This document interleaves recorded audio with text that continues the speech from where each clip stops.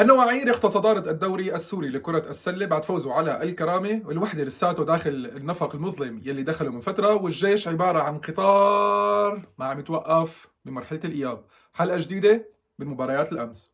بداية قبل ما نبلش الفيديو لا تنسى تكبس سبسكرايب على القناة وتفعل زر الجرس ليوصلك كل جديد من فيديوهاتنا. حلوة الجملة؟ لبقت لي ولا لا؟ بالله اكتبوا لي بالتعليقات إذا لبقت لي ولا لا. كمان لا تنسوا تنزلوا شوي لتحت لتضغطوا على زر اللايك وتعوا معي لنبلش بالفيديو. مباراة النواعير والكرامة كانت متقاربة حتى ما قبل المباراة من خلال التصويت اللي بننزله دائما على ستورياتنا على حسابنا على الانستغرام. بداية رح احكي عن الفريق الربحاني اللي هو فريق النواعير يلي قدر يحقق الفوز على فريق الكرامة بفارق 4 نقاط. فريق النواعير فريق كان متقدم بفارق وصل ل 13 نقطة خلال دقائق المباراة وحتى ما قبل الربع الرابع، بس ولكن شهدنا عودة رائعة لفريق الكرامة. وهون نقطة سلبية شوي على فريق النواعير يلي دائما عم بيخفض الرتم تبعه اللاعبين او نفسياتهم، او حتى ممكن نسميها العامل البدني للفريق عم يهبط باللحظات الاخيره او بالربع الرابع. شفناهم بمباريات الذهاب امام اتحاد اهلي حلب وامام الجلاء. شفنا فريق النواعير عم يعتمد بشكل كبير على لاعبينه المحترفين توني فارمر او حتى كريس دانييلز. لنحكي اكثر ارقام، توني فارمر مسجل 8 من 18 محاوله، بينما كريس دانييلز مسجل 6 محاولات من اصل 12. طبعا اذا بنجمعهم اثنيناتهم سوا بيطلعوا 30. فريق النواعير بالمجمل خلال المباراة مصوب 63 مرة. هذا يعني انه اللاعبين المحليين كلهم مجتمعا مصوبين 33 مرة. هي لقطة او هي نقطة الى حد ما سلبية لفريق النواعير، ليعتمد اكثر على لاعبينه المحليين وخاصه البنش تبع فريق النواعير امبارح محقق نسبه الى حد ما غير مناسبه لفريق بده ينافس على بطوله الدوري، واللي تسجل من خلالهم 6 نقاط فقط من بنش فريق النواعير، بينما بنش فريق الكرامه مسجل 28 نقطه. اكيد ثنائيه كريس دانييلز وتوني فيرمر عم تكون بيضه الابان بفريق النواعير، وعم تكون نقطه القوه من الناحيه الهجوميه، خاصه بتمريرات على الهايلو اللي عم يلعبوها اثنيناتهم بخلف المدافعين. بس برجع بقول الاعتماد الزائد على اللاعبين المحترفين خاصة توني فارمر اللي عم يكون إلى حد ما أناني ببعض اللقطات رح يضر الفريق بالمراحل القادمة. يلي فاد فريق نواعير امبارح خاصة بتواجد كريس وتوني فارمر إنه حققوا 15 اوفنسيف ريباوند، منهم 14 نقطة من السكند شانس، بينما الكرامي حقق 9 فقط اوفنسيف ريباوند، منهم 2 نقطتين من السكند شانس. على الطرف الاخر فريق الكرامه تحسب له مثل ما قلت الرجعه من بعيد بالنتيجه، وطبعا هذا الشيء يحسب لجهد الكوتش وجهد اللاعبين خلال اوقات المباراه. بدي اقول برافو لرافائيل دولماي يلي اعطانا كذا لقطه بمباراه امبارح، لقطات جريئه، لقطات بدها قوه قلب، خاصه امام لاعبين طوال مثل توني فارمر وكريس دانييلز. يثبت بكل مباراه انه هو لاعب قوي، لاعب الى حد ما قادر انه يعطي اضافه كثير كبيره وجديده من لاعب محلي بالدوري السوري. النقاط السلبيه اللي كانت بفريق الكرامه امبارح واللي اهمها واللي حكيت فيها بفيديو سابق هي مشاركه دوريك سبنسر لفترة طويلة جدا بدقائق المباراة. شفناه امبارح لعبان 40 دقيقة أمام فريق النواعير، وهذا الشيء عم يستهلك جدا من اللاعب بدنيا وذهنيا. لاعب امبارح محقق 3 من 10 على 3 بوينتس، وهي أقل نسبة بحققها خلال الدوري السوري. على 2 بوينتس امبارح كانت نسبه إلى حد ما غير متوقعة. برجع بقول هي النقطة سببها عدم إراحة اللاعب، لأنه نحن عم نحكي عن لاعب ما فوق سن ال40، لاعب بحاجة لروتيشن، لاعب بحاجة للاعب يسند محله خلال فترات الراحة. وطبعا هي دور الكوتش أمير. بالرغم من تسجيل فريق الكرامة ل 29 نقطة من الفاست بريك و28 نقطة من البنش، ولكن خسر المباراة لصالح فريق النواعير بفارق 4 نقاط، يلي قدر ينهي المباراة لصالحه بخبرة لاعبينه وبخبرة المحترفين يلي عنده. ألف مبروك لفريق نواعير وهارد لك لفريق الكرامة.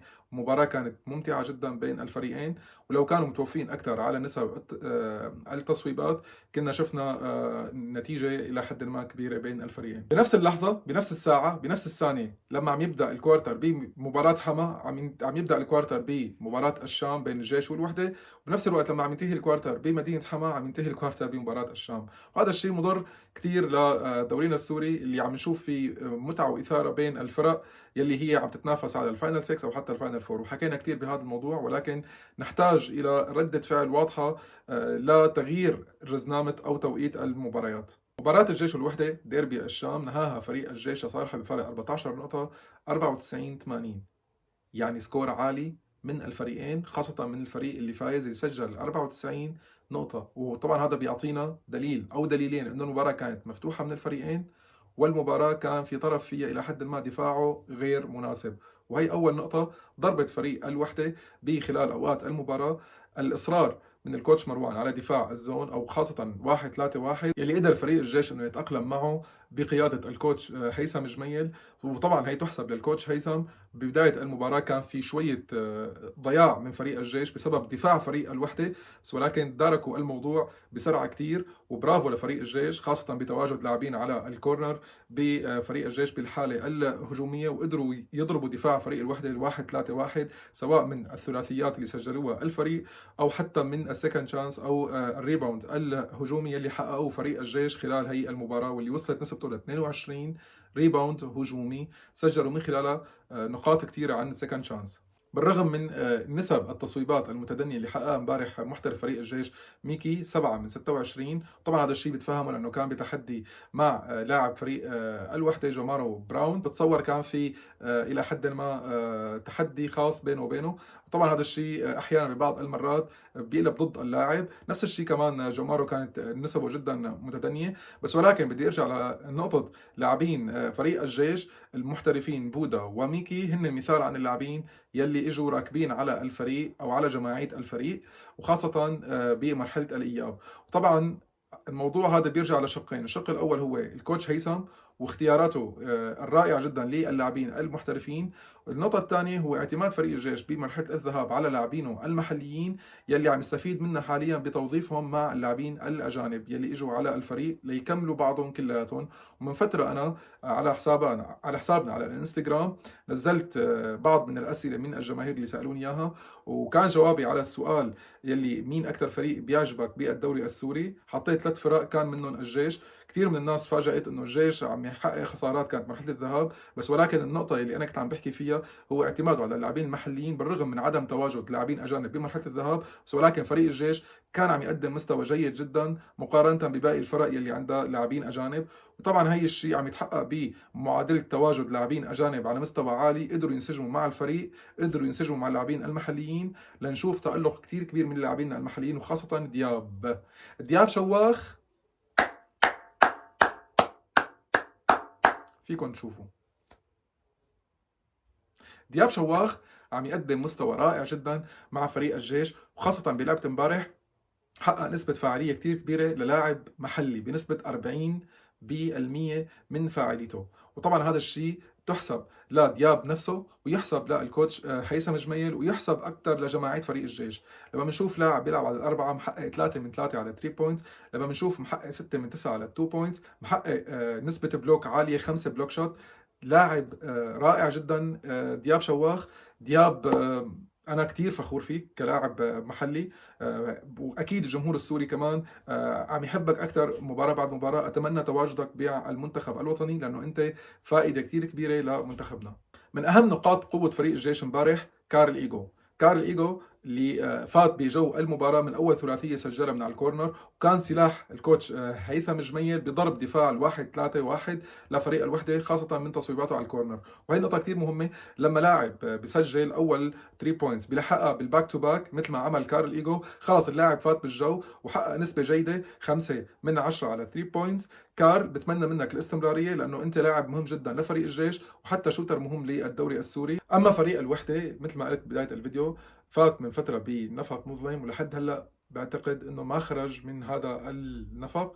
بتحس الفريق منقوص اشياء كثيره، بتحس الفريق فاقد الشغف اللي كنا نشوفه بفريق الوحده سواء خارج الملعب من على البنش او حتى داخل الملعب.